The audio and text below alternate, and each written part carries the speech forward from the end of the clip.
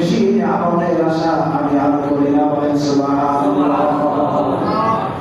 তখন এই ব্যক্তি বললেন ঠিক আছে, জায়গায় জিবরাইল মানুষের বেশি এসেছেন, আল্লাহ রাব্বুল আলামিনের কাছে দোয়া করলেন।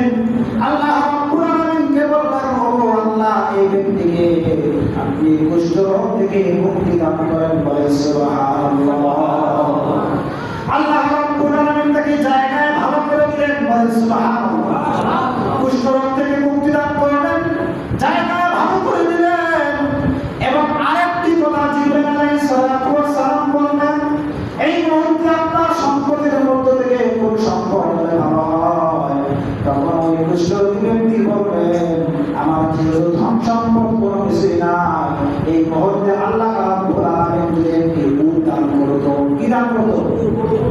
একটি যদি উট দান করতো, তাহলে মনে হয় আমার জন্য আগামী দিনে চলার জন্য ভালো হতো।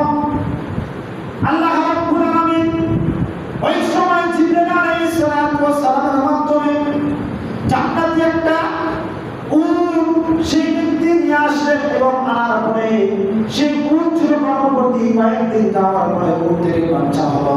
উট থেকে বাচ্চা হয়ে গেল। এই উটের বাচ্চা একটা দুইটা করে হতে হতে বিশাল বড় একটা উটের পাল হয়ে গেল। ওই ব্যক্তির কাছ থেকে চলে গেলেন জিবরাইল আলাইহিস সালাম। যাওয়ার পরে দ্বিতীয় ব্যক্তির কাছে গেলেন। দ্বিতীয় ব্যক্তি ছিল অন্ধ। কি ছিল? অন্ধ ছিল। দ্বিতীয় ব্যক্তির কাছে যাওয়ার পর অন্ধ ব্যক্তিকে ডাকতে বললেন, ভাই আপনি তো অন্ধ, আপনি মনে হয় আমাকে দেখতে পারতেছেন না।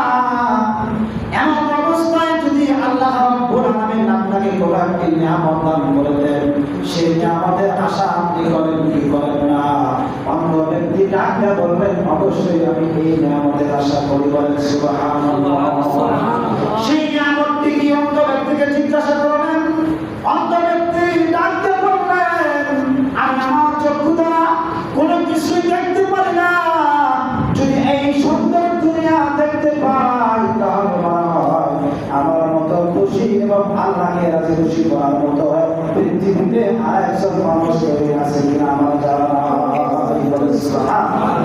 তার ওই ব্যক্তি কি বললেন, আমার মতো হয়তো এই চক্ষু পাওয়ার পরে আমার মতো আল্লাহকে রাজি খুশি করার মতো পৃথিবীতে আর কোনো মানুষ আছে কিনা নাই, আমার মধ্যে কোনো নাই।